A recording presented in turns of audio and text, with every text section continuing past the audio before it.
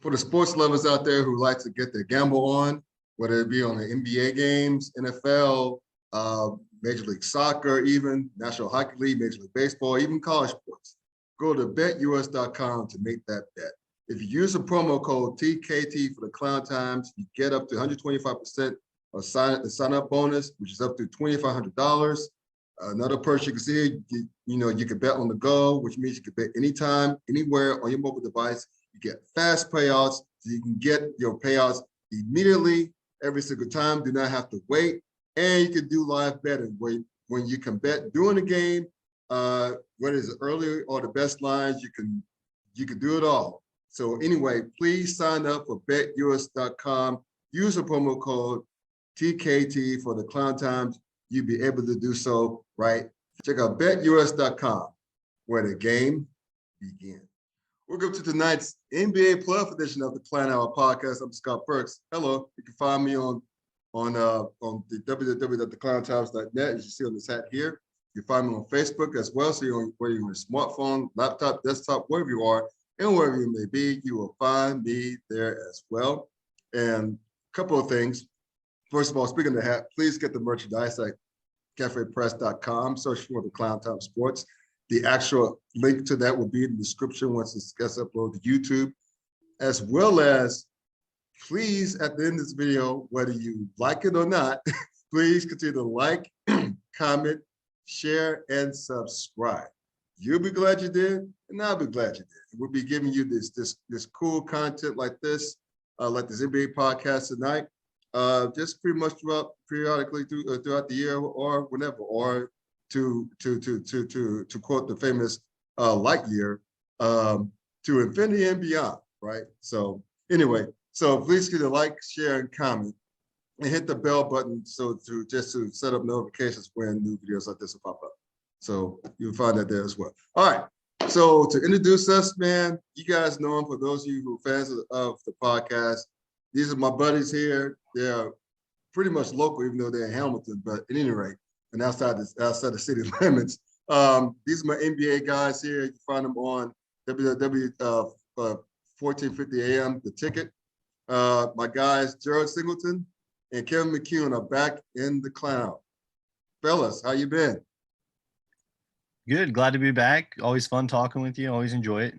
Yes, sir. Yes, sir. I've been looking forward to this actually for the last couple of weeks, because I mean, how about these playoffs? First of all, it's been great, man. I mean, I think we all knew the East was going to be bananas, because as we both said, three of us said, a few weeks ago, any of the top four teams had a realistic shot of representing the East in the finals, right? Like, whether it's Miami, Boston, the defending champs of Milwaukee, and even Philadelphia. But now you get who I think are two of the best teams in the NBA. I think really the two best teams that are left, really. We'll talk about Dallas and Golden State in the West later. But I think these two teams, man, like Kevin, I was saying before, whoever came out of Boston, Milwaukee, pretty much could win the whole thing, right? Because it's too bad that Milwaukee and Boston was not the conference finals, it's at the conference semifinals. So we got a little robbed of that. But I think this matchup right here, man, between two defensive-oriented teams, two well-coached teams, and two tough, gritty teams.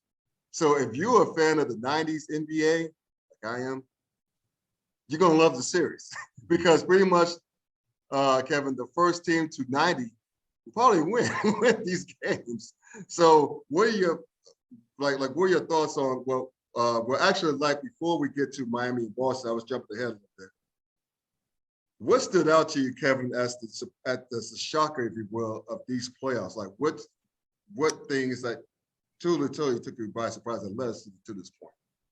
Yeah, I mean, the obvious answer is Phoenix. I think the last time me and Jared were on here, we were kind of given scenarios, if not Phoenix, who comes out of the West, and all credit to the Mavs and how great they played in that series. But I think Phoenix just kind of folding and just their listless effort the other night. I think what did Booker have, like 4 points at halftime or something? Just Chris Paul didn't take a shot to the second half. Yeah. It was just Crazy. I think that's, for me, that's the obvious one. And then the one that nobody should have been surprised by, and the one that I just allowed, I even, like, last time I was on here, I even like set myself up and said, I'm going to pick this, even though I know for sure that this is what is actually probably going to happen. Saying that James Harden would probably be playoff Harden, and the Sixers would probably have, an exit from the playoffs before the Eastern Conference Finals. I still picked them. Got egg on my face on that one. So that's one that no one should be surprised by, and I'm disappointed in myself for that prediction, and that I'm surprised by it inevitably happening again. So right, because I mean, the thing is, man, before I get to you, Jared, it's like we should know better, right? We should know that. I mean, they say the best predictor of future behavior is past behavior, right? You've seen James Harden come out small in the past, and we're going to talk more about James Harden himself in a moment. But I mean, it's we shouldn't be shocked, to your point, but it's still disappointing because he's James Harden. Right. I mean, if this person with that capability and that talent should not be flaming out in the playoffs year after year after year. And now that he's in Philly, he forces his way to Philly, y'all. He said he wanted to be in Philly, quote, all along. And he's there now. What is he going to do? He's not. If he's going to try to force out Doc Rivers, he's going to try to run Joel Embiid out of town by getting Mike D'Antoni to coach his team. I mean, he has no excuses. I mean, that would be scary for Philly fans too, right? But I mean, it's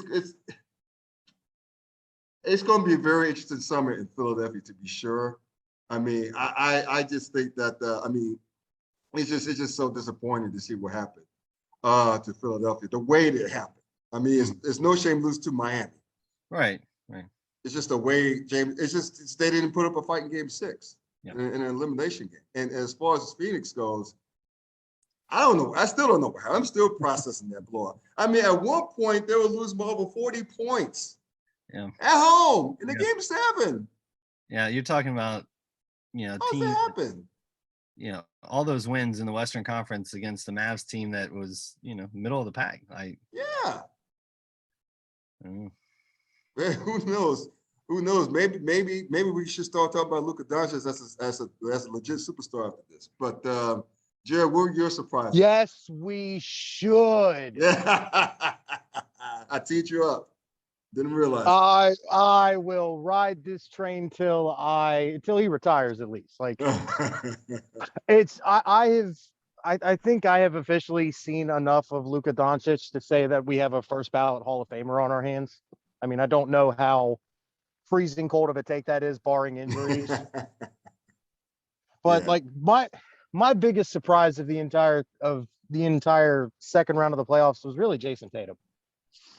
Yeah. As good as he's been in the regular season, he's had his moments in the playoffs and in the regular season where he's not very consistent, and that's what differentiates a star from a superstar. Is a superstar can do it night in and night out. Doesn't matter. 1, 2, 3, right. I've got it.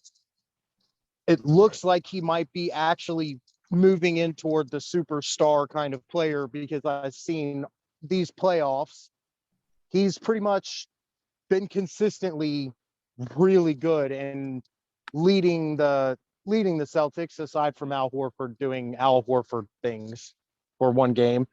It seems like Tatum's kind of finally got a grasp, and we all kind of need to remember he's been in the league for a while now, but he's still not even, I think he just turned 25. Yeah. So there's still even more room to grow, which is exciting. But the biggest surprise would be Tatum actually being consistently the best player on the floor to me. Yeah. I mean, Jason Tatum, I mean, in game, what was it? Was it game 6? Where he and Giannis just put on an absolute show. Yeah. He had 46, I think. Yeah, they both went over 40. And, it just that, I mean, it's just like I said, I just wish that was the Eastern Conference Finals instead of its Eastern Conference semifinals. But to your point about Luka J, yeah, I mean, I think it's a beyond time.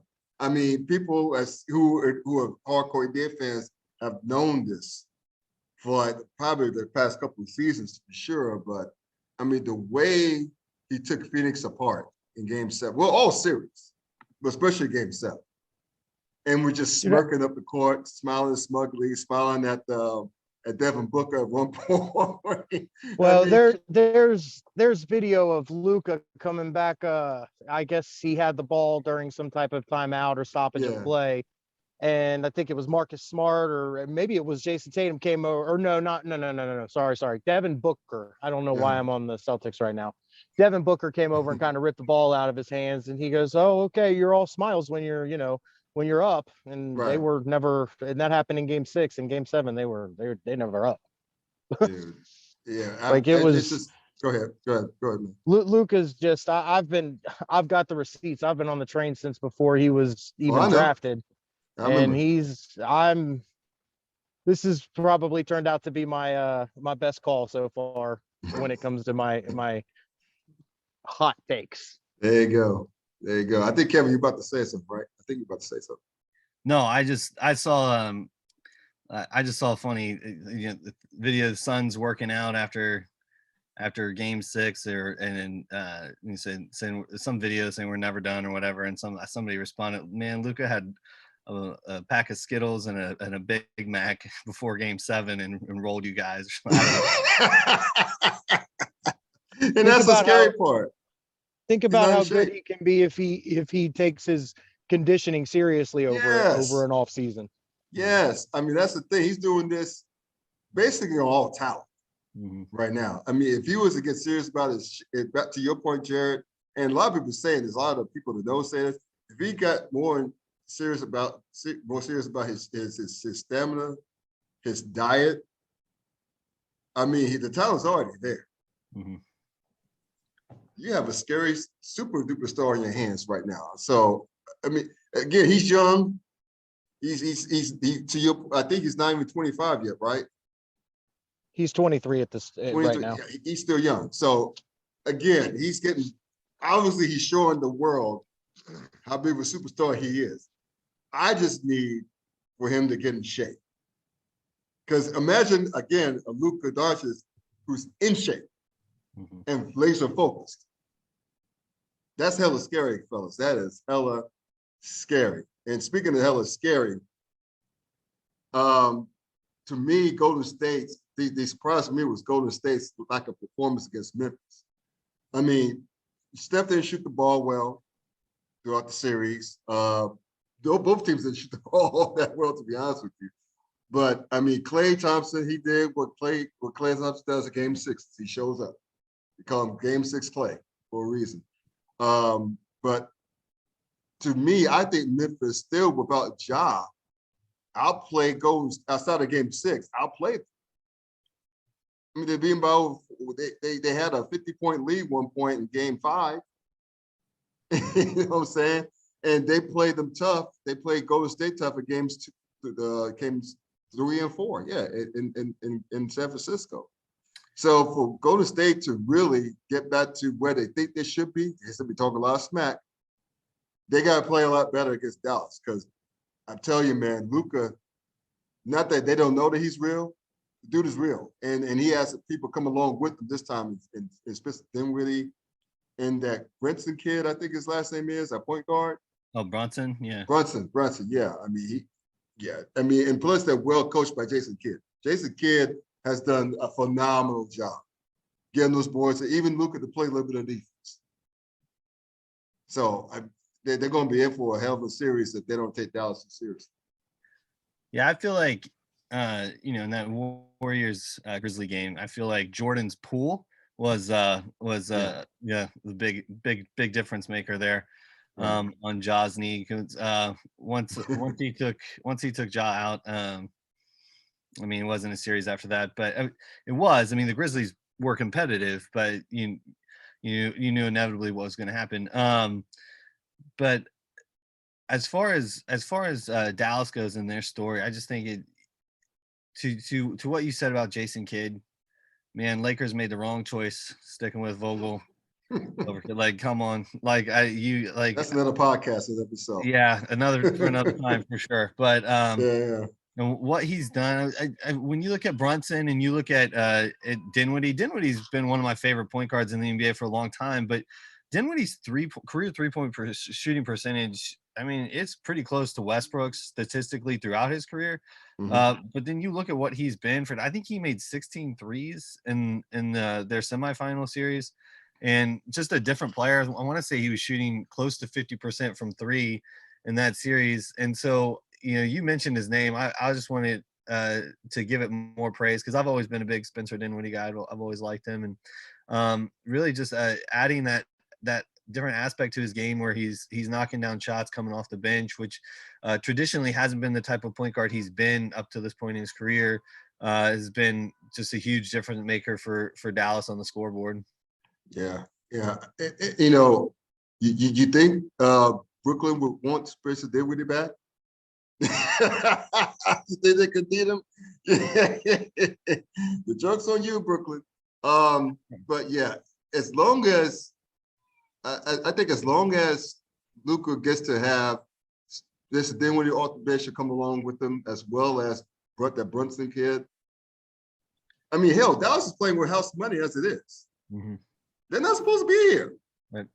They're not supposed to be here. So, I mean, they literally have nothing to lose. And they're playing with a coach who's got experience with that organization and yes, not supposed to be there. And because he kind of lived that in his playing days with them. Correct.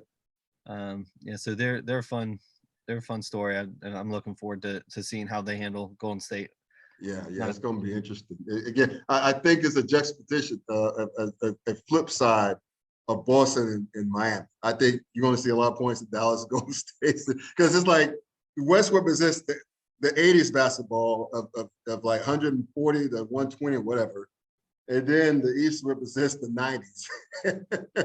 As far as that goes, like 85. I remember I was watching on NBA TV not that long ago, a playoff game, I think of all Indiana and my beloved Knicks, with Reggie Miller, of course, with the Knicks and Patrick Ewing and John Starks, where the games were ending in the 80s, once in the 70s. that was the NBA in the 90s. You could play football, basketball. It's almost like asphalt ball, like street ball. But at any rate, before we get to the conference finals, I mentioned his name earlier when we talk about this surprise and disappointments. Just James Harden. If you're Philadelphia, I'll give it to Jared first. If you're Philadelphia, man, what the hell do you do with James Harden? Do you give him the supermax? You can't really give him the supermax. You what do you can't do that. Yeah, like, what do you do? How do you? Is there a way around the James Harden problem, or are they stuck? How can I mediate that? Or pretty much, what the hell is going to happen in the summer? All right, they're going to try like hell to get rid of Tobias Harris, and it's not Tobias Harris's fault. For some reason, it did not work out in Philadelphia. I've seen Tobias Harris be a better player in multiple different stops. Things just didn't work out properly there. So don't be surprised if he does get traded. His performance kind of ticks up a little bit. But the first step is they're going to have to get rid of that contract, number one, just to give themselves a little bit of wiggle room and such. And then you just hope that Harden, instead of opting in to, what is it, 40? Is it 47 million, Kevin? 47, yeah, 47, correct. Yeah, so $47 million, and you hope that he decides, all right, I'd rather do something like Chris Paul, where I get 3 years and 65 or $70 million, and you hope instead of paying him $47 million, you're paying $28 to $30 million for this James Harden, which is still expensive, but more reasonable than what I guess you could have hoped for. Right. I mean, the performances, the fit's going to be better than what you were getting from Ben Simmons. And if you can essentially be paying Harden the same or less, you're kind of at a wash there. Right. So that's what you hope for, is Harden decides, I'm going to take a little bit less money for a little bit more years and get some stability that way. Because I don't know, maybe he's kind of noticing that that hitting the strip clubs 5 out of 5 nights is not doing his body any favors. Before you go, Kevin, one of my buddies from grad school, he sent me like a Reddit. Yeah, I think it was a Reddit, which compared his James Harden statistical performance in cities that had strip clubs or the ones that didn't have that many strip clubs. And if there's actually an argument of causation, it's a hilarious Reddit. If I find that link somewhere, I'll send it to you guys. It was laugh out loud. So for his career and personal health, he needs to just come play for the Jazz then, right? There you go. I mean, in Salt Lake by 8 p.m. You can't help but be focused there.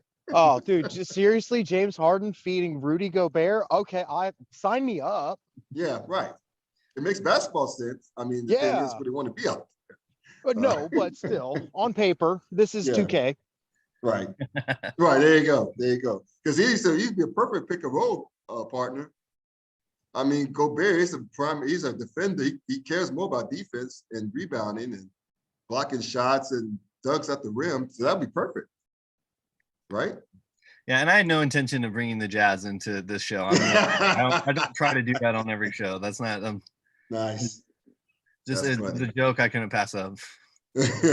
Well, since we're talking to you now, brother, what do you think, Kevin? How if you're Daryl Morey, rather, you already said that you're going to keep Doc Rivers.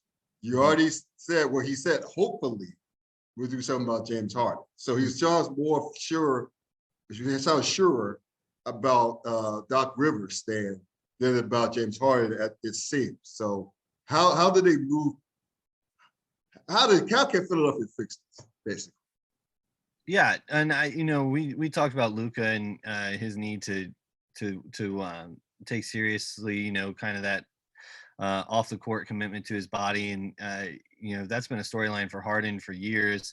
And Harden's only 32 right now, but he's like, when you think of 32, I think 32 today, and maybe I'm thinking more because of LeBron and because of Curry and some other guys, that the 32 doesn't seem to mean what it used to mean in the NBA. It seems like guys are having greater longevity in their careers, and it used to be in the past, you'd see guys like Larry Bird, I don't know, Karl Malone. So there have been examples in the past, guys who have played late into careers, but typically there's been kind of a cutoff in the early 30s when we've seen a decline.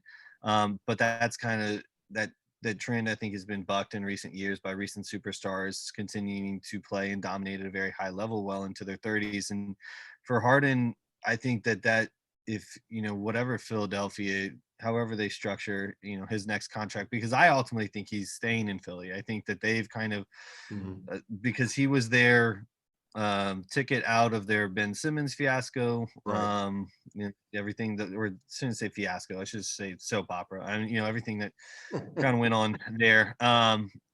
That they've kind of wed themselves to him, and then the comments that you mentioned earlier, he's kind of wed himself to the Sixers as well. So however they structure and figure out that contract, I think buyer beware for the Sixers as far as where this guy is going to go as he gets into his mid 30s, and when's the decline happen for him, right. And in a few years, are we talking about Hoodie Harden the way we were talking about Hoodie Mello? And I hope not.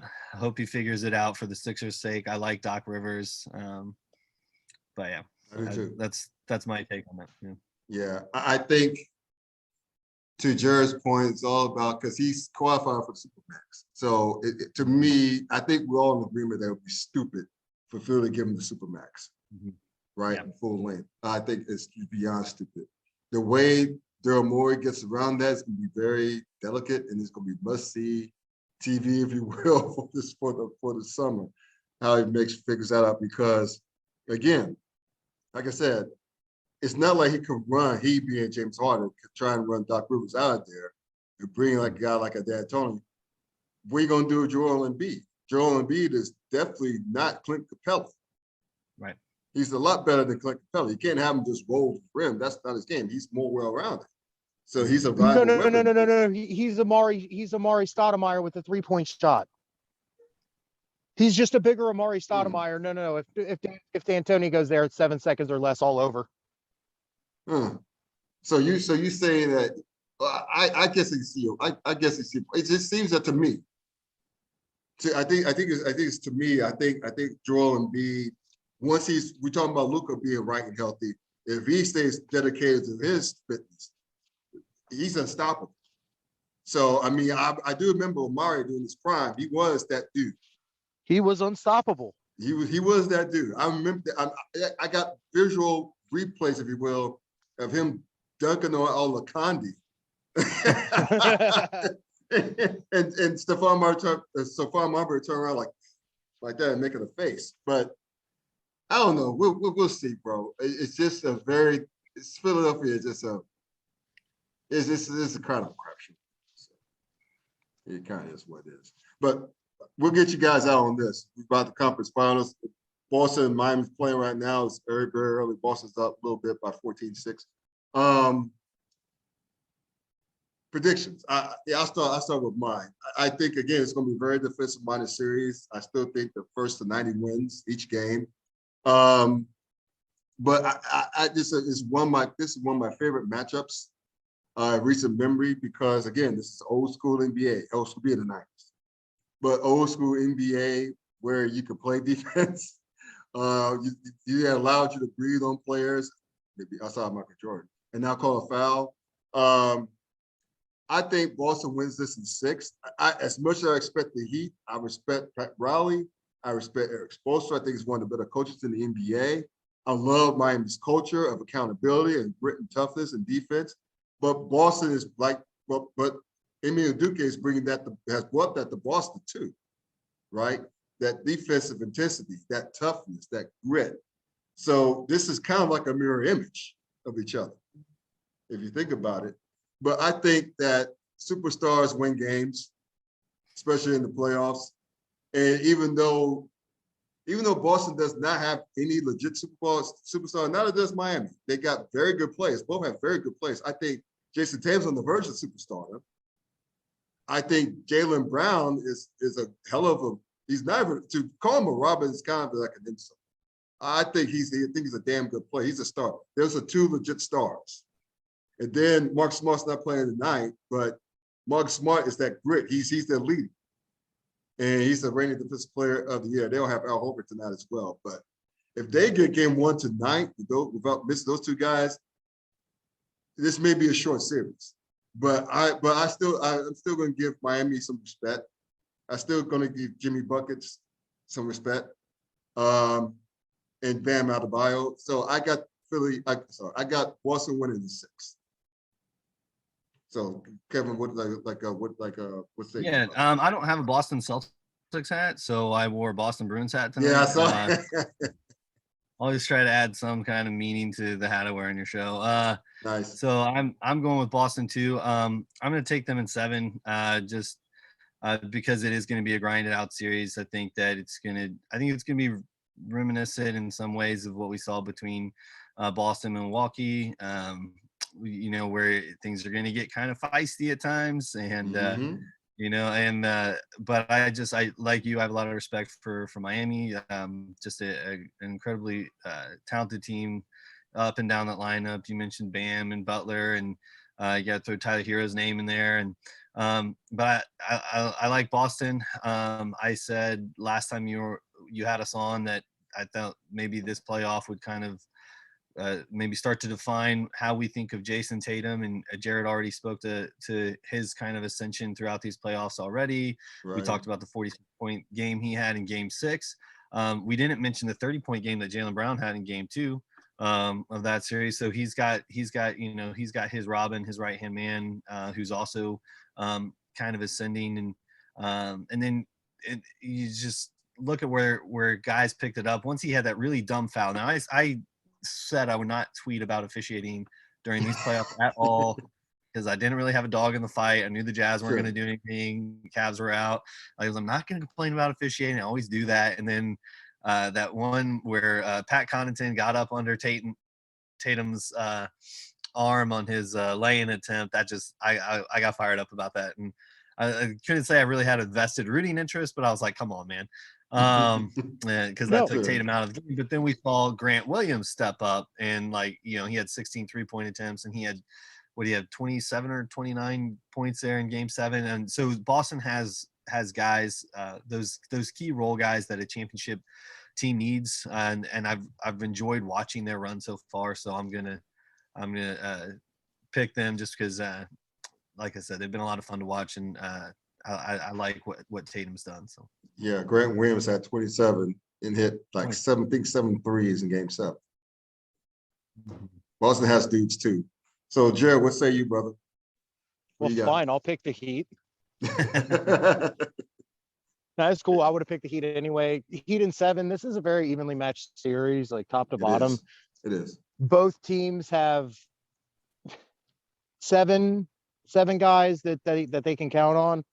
And I know everybody's going to be sleeping on Duncan Robinson after not playing in the last series. Kind of a bad matchup for Duncan. I mean, Boston has guys that they can actually hide him on, and he can stay on the floor and not get run off, because while Boston's top line guys are probably more athletic, they're not super athletic behind your guys like Robert Williams and Tatum and Brown, but behind that, they're not super athletic. Like Marcus Smart's quick, but not necessarily what you would call fast. So I think that he might have himself a bigger series. And like you kind of mentioned earlier with Miami's culture, they're a team that's everybody's looking to win a championship. It doesn't matter what their role is. Everybody knows what it is. If Spo comes to you before the series, if Spo comes to him before the series and says, hey, you're not going to play much this series, bad matchup, this is just the way we're going to go. All right, cool. I'll sit down. Everybody else, get out there and do something. Right. So I'll go with Miami. Just, it's Jimmy G buckets, and the G stands for gets. It's almost like reminiscent of this is way before your time, y'all's time, before mine, really, to be honest with you. But on show Sanford reminds me of like Fred Sanford says, my name is Fred G. Sanford. The G stands for whatever goofy like comedic gag comes up, but it kind of reminded me of that. I mean, just one last thing before we move on to Golden State and Dallas. It seems like we talked about Miami's culture already, but it just seems to me, no matter what the year is, right? Whether we go back to the shades of Alonzo Mourning, Dan Marley, when he came over from Phoenix, provided some great defensive play and toughness on behind the three-point line shooting. Tim Hardaway, PJ Brown, no matter who they bring in there, all the way to Dwayne Wade later. Of course, Udonis Haslem when he was playing. Shaquille O'Neal when they won that one chip together, they beat Dallas. Then later, still Dwayne Wade, then LeBron and Chris Bosh and Birdman and a few other tough role players. It just no matter who they have in there. It's that culture. And it starts with Pat Riley. And Pat Riley, obviously begat their exposure, but still.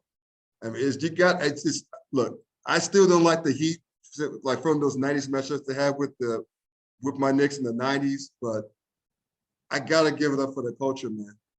That's how you build a team, top to bottom.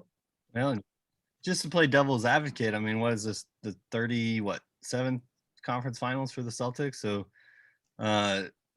they've got quite a culture there, and I don't know if I feel like maybe the Heat have more of a pail and shovel type culture, where the Celtics has been kind of have the target on their back in the Eastern Conference as far as that, minus the Jordan years, like that kind of that team that everybody looks to. But how's Brad Stevens finished 6th in the year for executive of the year with? I mean, you hire Ime Udoka, you trade for Al Horford, you trade for Derek White. just a great rookie year for him as an executive. He doesn't have the hardware that Pat Riley has on the fingers though as a head coach, but I think he's Right. already starting to kind of prove his mettle too as an executive. Yeah. So again, two well-run organizations. And I hate saying that as a Knicks fan, but I got to tell the truth. Two very well-run organizations in Boston and in Miami. So it pretty much is what it is. I'm still be sad Knicks fan for at least another year. So let's move. Someday James Dolan will sell the Knicks. But Someday. when will that day come? It Yeah. has to happen eventually, or he'll die. When is that day going to come? Not just death, obviously, but when is the day of him selling the team? Someone, if there's some basketball gods out there, just smile on me again. Just smile on me again. I'm tired of being sad since 2001. Just somebody help. You have to imagine the list of people that would be in line to buy the Knicks would be pretty impressive. Yeah. I imagine Jeff Bezos is on that list. Oh, dude. It'll be a wrap thing. He'll have tripped out locker rooms and stuff. He'll find a way to get on the salary cap and the luxury tax, I should say. Yeah. So Golden State and Dallas for one defensive series, so totally offensive series. This is going to be entertaining as hell, guys. I'm for this as well. It's been a great playoffs, but I got Dallas. It's something about Dallas, man. It's something about Luka Doncic is balling out, man, and it finally has guys come along with him. And mix in Jason Kidd's coaching. No disrespect to to Rick Carlisle, but I mean, he's doing this. Kidd's doing this essentially with Carlisle's players from last year, and he's getting more out of them. So. And I know Golden State has a championship pedigree. At least they like to tell us that. Since the Golden State series, they've been talking uncharacteristically a lot of crap, which I don't mind as long as you back it up. And it makes for fun theater anyway. But they didn't play all that well against Memphis without Ja Morant for half the series. And Luka's team, Dallas can, in addition to scoring with Golden State, they can play a little defense too. So, and he has got more guys to come along with him. So that being said, I'm taking house money right now, Jared. I got Dallas in 6. Whoa, Dallas in 6. I got Dallas in 6, brother. I mean, I could get behind game 7, Dallas in 7, but I don't know. Luka's that good that I really don't know. When they traded Porzingis to get Dinwiddie and Bertans, like you can just see they were saying, all right, we're just going to get out of Luka's way and he's going to run the show. Right. So the only thing I can say is you better hope to. Well, I mean, I guess not, because Golden State doesn't really matchup hunt. So they're not going to go straight at Luka and try to grind him into the ground. So maybe Luka is able to operate and not be caught up using too much energy on defense. So you might be onto something there, but I just feel like Golden State's really, really just the better team. They're the more talented team. While they're older, I mean, I understand that, but they're still they're a deeper team, they're a better team, and they can do more. They're more versatile, and they can play defense as well as Dallas. So I guess I'm going to go Golden State in 7. Okay, that's fair. What you, Kev? Yeah, the basketball fan in me wants Dallas. Like, I mean, I haven't liked the amount that Golden State has kind of been talking either, but I don't like Golden State at all. So there you go. Isn't it nice to just be a fan of basketball and be able to just root for good basketball? Yeah, and so that's like I feel like I'm gonna contradict myself in saying like I'm gonna go with Jared. I'm gonna pick Golden State, and I'd probably go Golden State. I don't know, probably in 6. And then I say that, and I'm like, and my reasoning behind it would be similar to Jared's. When I look at the rosters, when I look at Scott, you mentioned Golden State's championship pedigree, and when I say, okay, Curry, I got Lukic, I got Brunson, Klay Thompson, Draymond and Wiggins, versus, Dinwiddie, when I'm looking at who's going to be, the focal point of those teams. And like, I like, on paper, I like Golden State more. But I thought Phoenix was, arguably one of, if not the best teams in the entire playoffs. Everybody And did. Dallas took their will from them, like, Yes. just, I don't, like a succubus, I don't know, like just totally Just broke them. Yeah. Yeah. And so, that's what I see with my eyes. So it's really, it's a head versus heart pick. And then it's a, like I said, looking at the rosters versus looking at what I saw Dallas just do. I'm going to, I think the safe money and the safe, whatever pick is Golden State. So that's where I'm going to go. I'm going to be rooting really hard for Dallas though. Yeah. I'm just saying, Golden State very well might win this series. I guess this is the analytics. I'm trying not to get into analytics, but I have a background in analytics. Unfortunately, it's going to come out. They're the hot hand, man. It's like they're not supposed to be here. That was the way Dallas broke Phoenix's will in Game 7. It's like they made Phoenix quit early. Phoenix only scored 27 points at halftime, and I think Luka had 27 himself by halftime. They just broke their will. And it's like no one expected this out of Dallas, much less to break anyone else's will. And again, that's testament to Jason Kidd, Kevin, and and his change, his imprint on the culture there. And again, I'm just riding for house money. I could be, I'm probably going to be wrong about my pick, given what's at stake and the personnel on both sides. But sometimes when house money is hot, you gotta ride it. You find yourself riding that hot hand, and I think Dallas is that hot hand because, again, they have no business being here. They know they have no business being here. So if I'm Jason Kidd, I'll be like, yo, might as well have fun with this. No one picked us to be here. We're ahead of schedule, so why not? Yeah, last year I wanted the Lakers to hire Jason Kidd and go hard after Spencer Dinwiddie. So Rob Pelinka, give me a call. Well, I think that Jason Kidd ship has sailed. You might have to hope for Doc Rivers, maybe sweet talk. Oh yeah, no, for sure. No, I'm just saying that, I was right. Lakers. You should have listened to me. You're not the only one who said that. You're not the only one who said that. So it is what it is.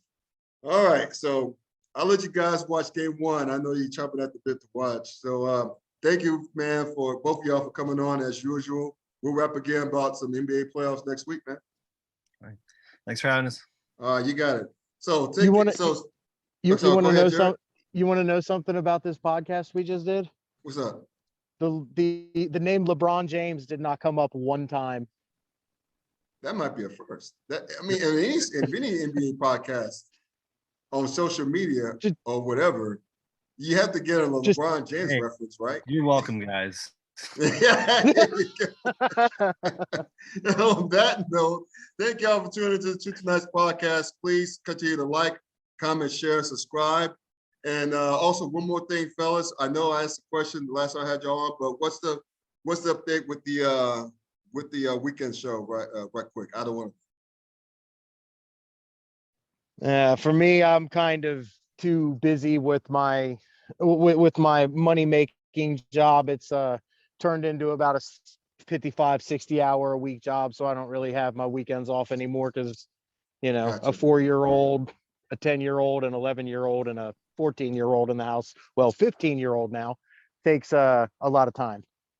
I think I don't want to say it never say never, but between right now I'm in a master's program and teaching full time, and then 2 little babies of my own. The radio dream is on hold, and I don't want to say permanent hold, but it's on hold. Right. Yeah. But we had some fun though. We definitely had some fun in the show, and I love having you guys on. So we're gonna just keep the spirit going through here. So thank y'all both again, and also to you out there, you viewers out there, please do like, comment, share, subscribe, hit the bell button to get notifications. Go to www.theclowntimes.net. Get your merch at cafepress.com. Search for the Clown Time Sports. So until next time, enjoy these NBA playoffs. Take care. We out.